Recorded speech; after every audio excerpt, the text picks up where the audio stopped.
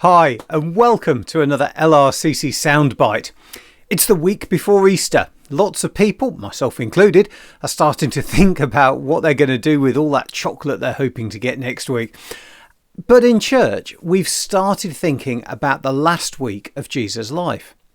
Last week, I talked about how one of Jesus' friends, Mary, did something very special for her friend, in many ways symbolising something of what was going to happen to Jesus.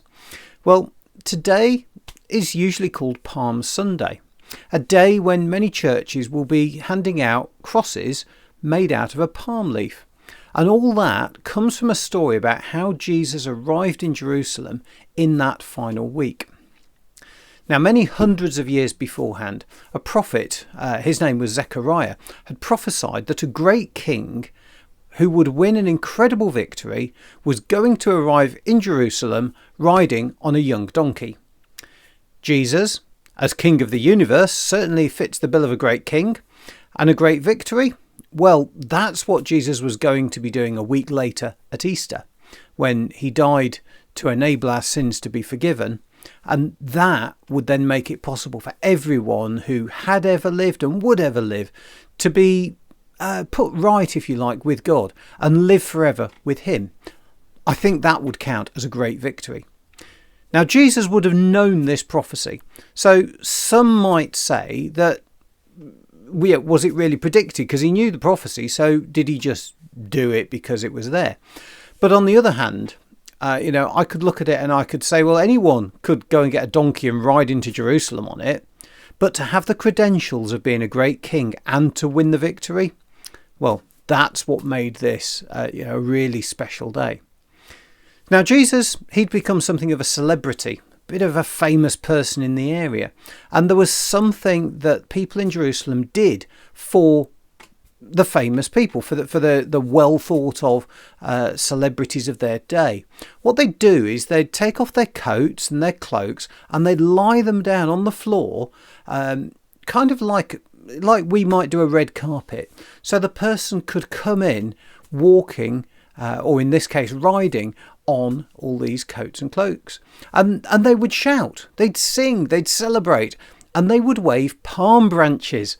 It was easier than making a flag, and there were trees everywhere. They could just get one off and they could wave it and celebrate. And that is what we remember today. Jesus arrived with great celebration, lots of people welcoming him and being excited that he was there. A great big crowd. The thing is, it wasn't going to stay like that. Jesus was going to upset some people. A little bit after this, he went into the temple where he found many dishonest people using the way the temple worked as an excuse for making a lot of money and cheating people out of their money. And he threw them out, so they weren't very happy. Later in the week, the Jewish authorities would see an opportunity to try and get rid of Jesus. He was, in their view, he was unbalancing their comfortable world.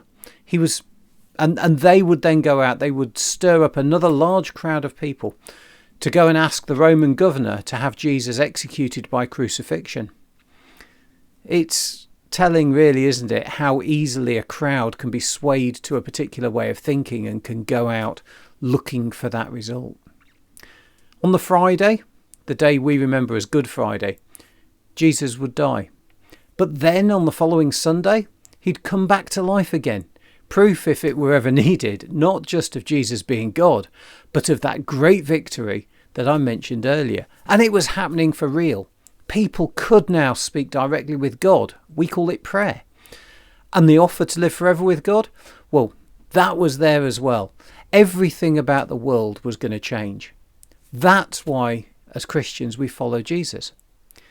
It's maybe a little frustrating to me. Sometimes I've got so little time on these sound bites. I can't explain everything. But if you do want to find out more, then always feel free to contact me or come along and see us one Sunday afternoon. We're always on the drive outside 44 Lindbergh Road from 2:00. God bless you. I hope you have a great week, and I'll see you next time on Easter Day.